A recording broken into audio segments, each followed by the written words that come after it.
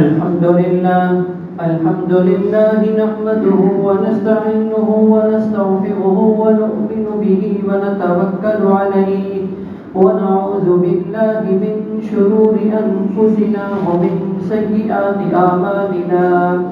من يهده الله فلا مضل له ومن يضلله فلا هادي له. ونشهد أن لا إله إلا الله وحده لا شريك له. ونشهد أن سيدنا وسندنا ومولانا محمدا عبده ورسوله صلى الله تعالى عليه وعلى آله وأصحابه وبارك وسلم تسليما كثيرا كثيرا. أما بعد فأعوذ بالله من الشيطان الرجيم. بسم الله الرحمن الرحيم. ولكل أمة جعلنا منسكا ليذكروا اسم الله على ما رزقهم من بهيمة الأنعام. آمنت بالله صدق الله مولانا العظيم وصدق رسوله النبي الكريم ونحن على ذلك من الشاهدين والشاكرين والحمد لله رب العالمین. میرے بھائیوں دوستوں بزرگوں السلام علیکم ورحمۃ اللہ وبرکاتہ.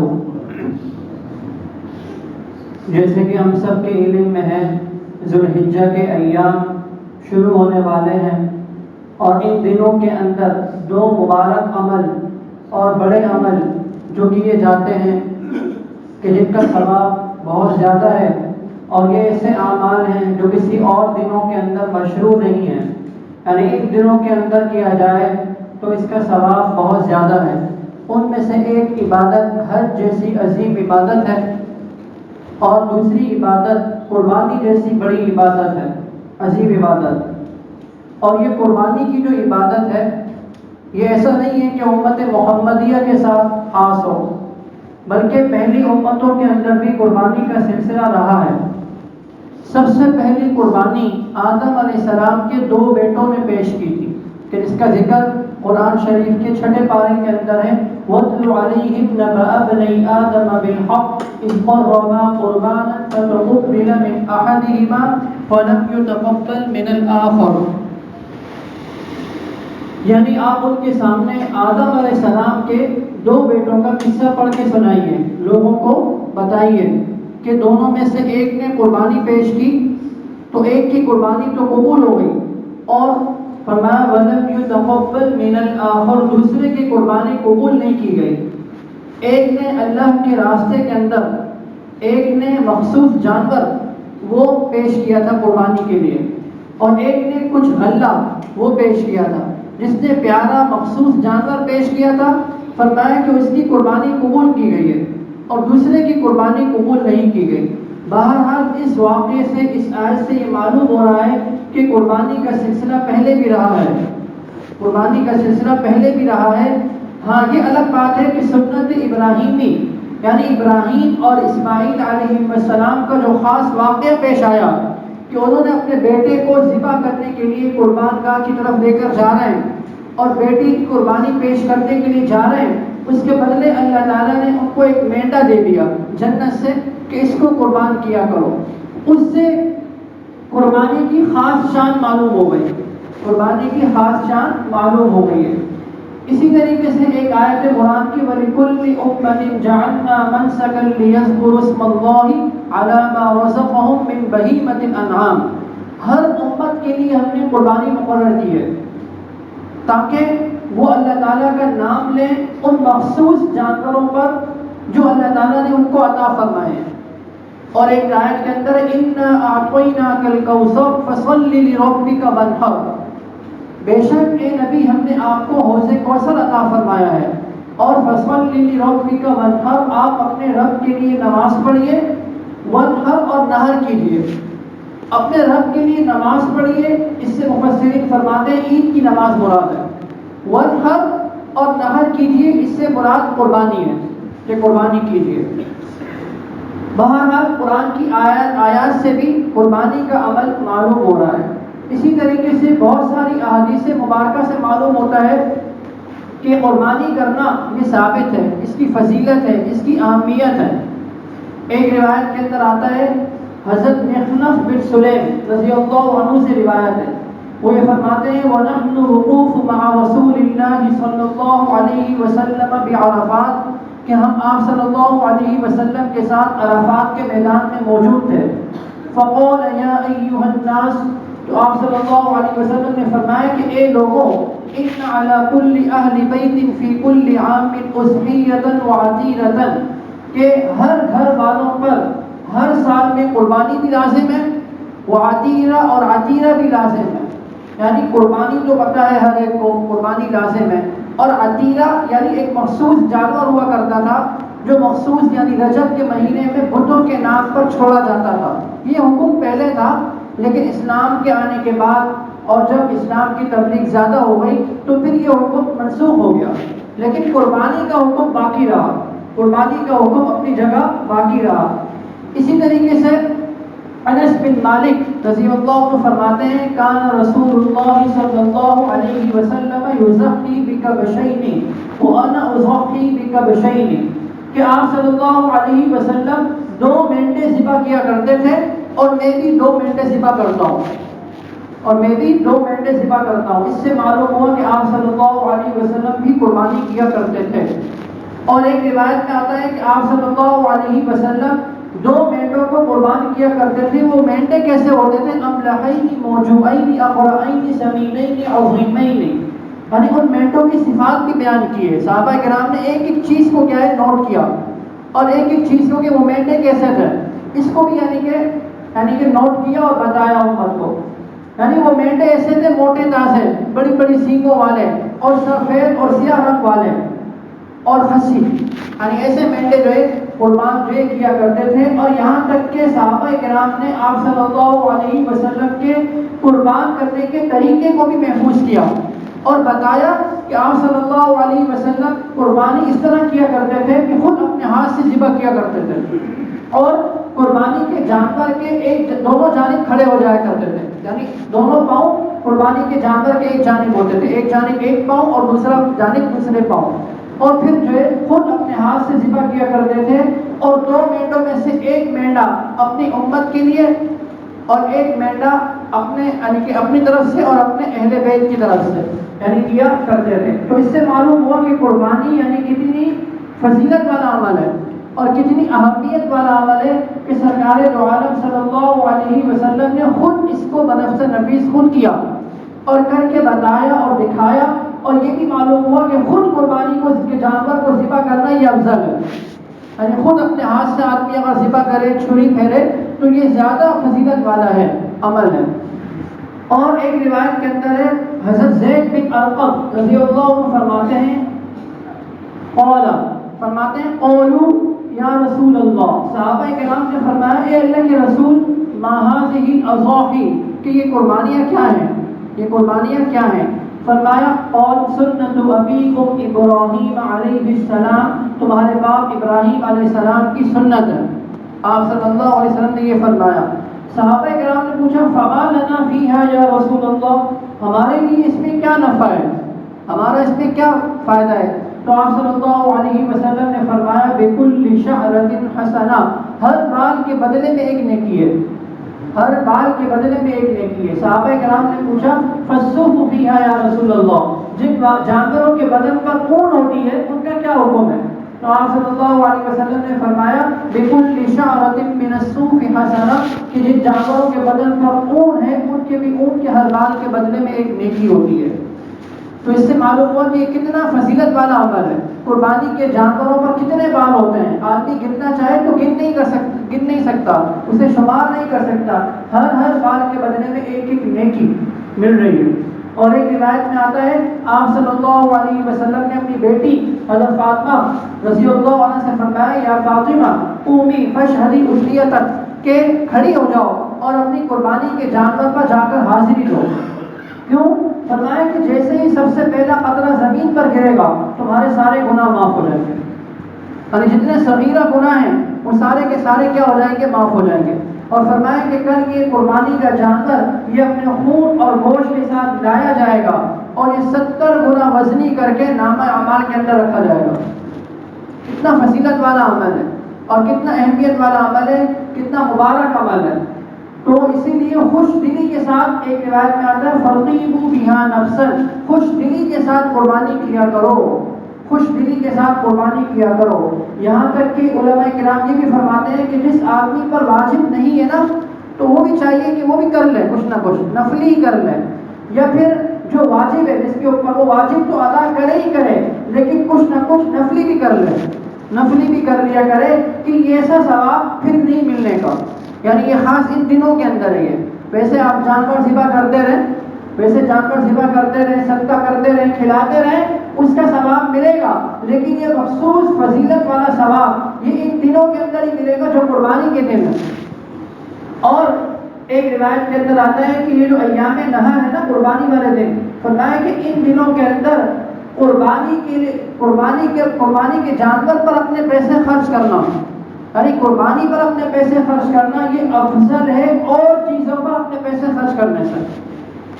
یعنی کہ یہ اللہ تعالیٰ کو بڑا محبوب اور پسندیدہ عمل ہے. اللہ تعالیٰ یعنی اللہ تعالیٰ ایسے بندے کو بڑا محبوب کر دیتے ہیں اور بڑا پسندیدہ عمل ہے، یہ بڑا مبارک عمل ہے. تو اسی لیے ہر آدمی کو خوش دلی کے ساتھ قربانی کی طرف متوجہ ہونا چاہیے کہ جن کے اوپر واجب ہے وہ تو وجوب کو ادا کریں ہی کریں، لیکن جن کے اوپر واجب نہیں بھی ہے وہ بھی کوشش کریں کہ نفلی کر لیا کریں. لازم تو نہیں ہے لیکن کر لیں تاکہ ثواب میں ان کا بھی حصہ ہو جائے اور انہیں بھی ثواب مل جائے. بہرحال قربانی کے بڑے فضائل احادیث مبارکہ کے اندر آئے ہیں. اب بعض لوگ قربانی، حالانکہ میں نے آپ کے سامنے کتنی ساری روایات پیش کی ہیں، قرآن کی آیات بھی پیش کی ہیں، بعض لوگ قربانی کے حوالے سے اعتراضات کرتے ہیں. مثلا ایک اعتراض یہ ہوتا ہے کہ بھائی قربانی کے جانور پر لاکھوں روپے خرچ کیے جاتے ہیں ہر سال، 2-2 3-3 لاکھ کی، پتہ نہیں کتنے لاکھ کی بیل آ رہی ہے اور 30-30 ہزار کے حصے ملائے جا رہے ہیں. تو بجائے اس کے کہ قربانی کے جانور پر روپیہ خرچ کیا جائے کیوں نہ کسی غریب کی مدد کر لی جائے. بعض لوگ لبرل قسم کے لوگ جو دین سے دور ہیں، ان کو دین سے رغبت نہیں ہے، دین اسلام ان کی زندگی کے اندر رچا بسا نہیں ہے، ان کی طرف سے یہ یعنی اعتراض ہوتا ہے. وہ اعتراض کرتے ہیں اور لوگوں کو گمراہ کرتے ہیں کہ دیکھو قربانی میں تو تم جانور خریدو گے اور خریدنے کے بعد خود ہی اس کا گوشت کھا لو گے، کیا فائدہ. تم ایسا کیوں نہیں کرتے کہ قربانی کی جتنی رقم ہے اس کو کسی ویلفیئر ادارے میں دے دو، کسی عیدی سینٹر کے اندر دے دو، یا کسی اور جو ہے کیا نام ہے غریب لوگوں کو دے دو کہ ان کا پیٹ پل جائے گا، ان کی غربت دور ہو جائے گی. تو دیکھیے پہلی بات سمجھ لیں کہ قربانی جو ہے یہ اللہ تعالیٰ کا حکم ہے، یہ اللہ تعالیٰ کا حکم ہے. جب اللہ تعالیٰ نے حکم دے دیا ہے تو ایک مسلمان سے تقاضا یہ ہے، ایک مسلمان سے مطالبہ یہ ہے کہ وہ اللہ تعالیٰ کے حکم کے آگے سر ہم تسلیم کر لیں، اللہ تعالیٰ کے حکم کو بغیر کسی چون چرا کے اس کو دل و جان سے مانیں. اگر یہ اعتراض قربانی کے اوپر کرتے ہیں آپ تو پھر حج میں بھی کتنے روپے خرچ ہو رہے ہیں، لاکھوں، قربانی سے بھی زیادہ. زکوٰۃ آدمی دیتا ہے 2.5%، 1 لاکھ میں 2.500، تو اس پر بھی اعتراض ہو جائے گا پھر کہ یہ کیوں دے رہے ہو، اس میں بھی کیا کرو، کسی اور کو دے دو، اس کو بھی بند کر دو. یا حج جو کرنے جا رہے ہو 12-13 لاکھ کا حج کر رہے ہو، بجائے اس کے تم کیا کرو کسی غریب کو دے دو. تو پھر تو اس طریقے سے اسلام کے ہر حکم کو اس طرح توڑنے کی فکر ہو جائے گی اور اسلام کا ہر حکم کو ہے کہ کوئی اس کی اہمیت نہیں رہے گی. سب سے پہلی بات کہ یہ اللہ تعالیٰ کا حکم ہے، اب ہماری عقل میں سمجھ میں آ رہی ہے نہیں آ رہی ہے. اللہ تعالیٰ نے فرما دیا ہے احادیث مبارکہ میں، سرکار دو عالم صلی اللہ علیہ وسلم اور صحابہ کرام رضوان اللہ علیہ اجمعین نے اپنے عمل سے کر کے دکھا دیا ہے. تو بس ہم نے یہی کرنا ہے. اب ہماری سمجھ میں آئے یا نہ آئے، بظاہر سمجھ میں نہیں آ رہا، عقل سے کیا ہے تلاشیں گے، سمجھ میں نہیں آئے گی بات کہ جانور لے رہے ہیں، اس کے گلے پر چھری پھیر رہے ہیں، اس کا خون نکال رہے ہیں اور نکالنے کے بعد خود ہی گوشت کھا رہے ہیں اور ثواب بھی مل رہا ہے. تو یاد رکھیے اللہ کا حکم ہے، اس میں کیا ہے، اس چیز کو نہیں دیکھنا کہ ہماری سمجھ میں آ رہا ہے یا نہیں آ رہا. اللہ کا حکم ہے، اس کے آگے کیا ہے بغیر کسی چون چرا کے ہم نے اس کو ماننا ہے. حج جیسی عبادت ہے، کیسی عاشقانہ عبادت ہے حج جیسی عبادت. کبھی مزدلفہ کے میدانوں میں جائیں، کبھی عرفات کے میدان میں جانے کا حکم دیا گیا، حرم کی نماز کو چھوڑ دو، حرم کی نماز کو چھوڑ دو کہ جہاں 1,00,000 نماز کا ثواب مل رہا ہے، بلکہ مینا میں چلے جاؤ، کبھی مزدلفہ چلے جاؤ، کبھی عرفات چلے جاؤ، کبھی جو ہے وہ ستونوں ان شیطانوں کو کنکریاں مارو، عقل سے دیکھو گے سمجھ میں نہیں آئے گی کہ یہ کیا ہو رہا ہے، اس میں کیا حکمت ہے، کیا مصلحت ہے، لیکن چونکہ اللہ تعالیٰ کا حکم ہے، اللہ تعالیٰ کا حکم ہے کہ جن کے اوپر فرض ہے وہ اس فرض کو ادا کریں، یہ اللہ تعالیٰ کو پسندیدہ عمل ہے۔ یعنی یہ اللہ تعالیٰ کو پسند ہے کہ کبھی حاجی جو ہے وہ مینا میں جا رہا ہے، کبھی کہاں جا رہا ہے، کبھی کہاں جا رہا ہے، تمہاری سمجھ میں آ رہا ہے یا نہیں آ رہا ہے۔ اور پھر اسی طریقے سے اعتراض کرنے والے اس چیز کا نہیں دیکھتے، یعنی تھوڑی سی عقل بھی استعمال کریں نا وہ لوگ، یعنی وہ لوگ یہ کہتے ہیں کہ غریب کی غربت دور نہیں ہوئی قربانی سے، حالانکہ دیکھا جائے تو اس میں غریبوں کا بھی تو فائدہ ہو رہا ہے۔ بھائی سارا سال ایسے لوگوں کو ہم سب جانتے ہیں نا کہ جنہیں گوشت کھانا میسر نہیں ہوتا، لیکن عید کے موقع پر انہیں بھی گوشت کھانا نصیب ہو جاتا ہے، اور بڑی وافر مقدار کے اندر، کیونکہ مختلف مستند ویلفیئر ادارے غریبوں کے اندر، دیہاتوں کے اندر باقاعدہ گوشت کو تقسیم کرتے ہیں، تو اس میں غریبوں کا بھی تو فائدہ ہو رہا ہے۔ پھر آپ کو پتہ ہے کہ یہ جانوروں کی جو کھال ہے، اس کے ذریعے سے لیدر کی کتنی پروڈکٹس بنتی ہیں، لیدر کی کتنی چیزیں بنتی ہیں، تو اس سے کتنے لوگوں کا، کتنے غریب لوگوں کا اس سے روزگار وابستہ ہے۔ بھائی یہ جو کام کرنے والے ہوتے ہیں فیکٹریوں کے اندر، یہ کوئی امیر لوگ تو نہیں ہوتے نا، یہ غریب لوگ ہوتے ہیں، مزدور لوگ ہوتے ہیں کہ جو چمڑے کی چیزیں بنا رہے ہوتے ہیں۔ تو یہ چمڑا کس سے بنتا ہے؟ یہ جانوروں کی کھال سے تو بن رہا ہے، جانوروں کی کھال سے کیا اس کو بنایا جا رہا ہے، اور اتنی چیزیں بنائی جا رہی ہیں، دیکھتے ہیں اور پتہ نہیں کیا کچھ کیا ہے بن رہا ہے، اور بعض ملک میں بھی جا رہا ہے، تو کتنے لوگوں کے ساتھ کیا ہے، کتنے لوگوں کا اس میں کیا ہو رہا ہے، فائدہ ہو رہا ہے، یعنی غریب کا بھی اس میں کیا ہو رہا ہے، فائدہ ہو رہا ہے۔ تو یہ کہنا ہے کہ غریب کا کوئی فائدہ نہیں ہے، عموماً یہ کہا جاتا ہے، یہ سمجھا جاتا ہے کہ غریب کو جب پیسے دے دو نا تو اس کی غربت دور ہو جائے گی۔ غریب کو پیسے دے دو تو اگر دیکھیں آپ نے پیسے دے بھی دیے، غریب کو 40,000 کا مطلب کیا بکرا لینے کے بجائے آپ نے غریب کو دے دیے، اور آپ نے کہا کہ چلو اس کی غربت دور ہو گئی، یہ غربت وقتی طور پہ دور ہوگی، یہ غربت وقتی طور پر آپ نے دور کی ہے کہ وہ 40,000 کھا پی لے گا، جو بھی کرے گا، پھر کل کو وہ دوبارہ دوسروں کے سامنے ہاتھ پھیلائے گا۔ کل کو اصل غریب کی غربت دور کرنے کا طریقہ یہ ہے کہ اس کو ایسا روزگار فراہم کر دیا جائے، اس کی معیشت کے پہیے کو چالو کر دیا جائے کہ کل کو وہ دوسرے کے سامنے ہاتھ نہ پھیلائے۔ اور قربانی جیسے عمل کے اندر بھی اسی غریب ہی کی مدد کی جا رہی ہے کہ اسی کیا ہے، غریب کا روزگار چل رہا ہے، چمڑے کا جو کاروبار کر رہا ہے، چمڑے کا جو کیا کام کر رہا ہے، اس کا کیا ہے، اس میں اس کی معیشت چل رہی ہے، اس کا روزگار چل رہا ہے۔ تو لہذا یہ کہنا غلط ہے، بالکل یہ اعتراض کرنا ہی غلط ہے۔ سب سے پہلی بات ذہن نشین ہونی چاہیے کہ یہ اللہ کا حکم ہے، اللہ کے حکم کے لیے میں کیا ہے قربانی کر رہا ہوں، میری سمجھ میں آ رہا ہے یا نہیں آ رہا ہے۔ اور پھر یہ اعتراضات کرنے والے لوگوں کی طرف آپ کی ذرا بھی توجہ نہ کریں۔ اور قربانی جیسی عظیم جو عمل ہے نا، اس کے اوپر وعید بھی بڑی آئی ہے، کوئی آدمی قربانی نہیں کرتا نا، قربانی واجب ہے اس پر، اور پھر بھی قربانی نہیں کرتا، تو ایک حدیث میں آیا ہے من کان لہ سعۃ ولم یضحی فلا یقربن مصلانا، کہ جو آدمی وسعت رکھتا ہے یعنی قربانی اس پر واجب ہے اور پھر بھی وہ قربانی نہ کرے، تو فرمایا کہ وہ ہمارے عیدگاہ کے قریب بھی نہ آئے، ہمارے عیدگاہ کے قریب بھی نہ آئے، عید کی نماز پڑھنے کے قریب بھی نہ آئے۔ اور ایک روایت میں الفاظ ہیں وَلَمْ يَحْضُرْ مُصَلَّانَا، وہ ہمارے عیدگاہ میں حاضر بھی نہ ہو۔ تو معلوم یہ ہوا کہ سرکار دو عالم صلی اللہ علیہ وسلم کتنی ناراضگی کا اظہار فرما رہے ہیں، یعنی ایسے شخص پر کہ جس پر قربانی واجب ہو اور وہ پھر بھی قربانی نہ کرے، کتنی ناراضگی کا اظہار فرما رہے ہیں۔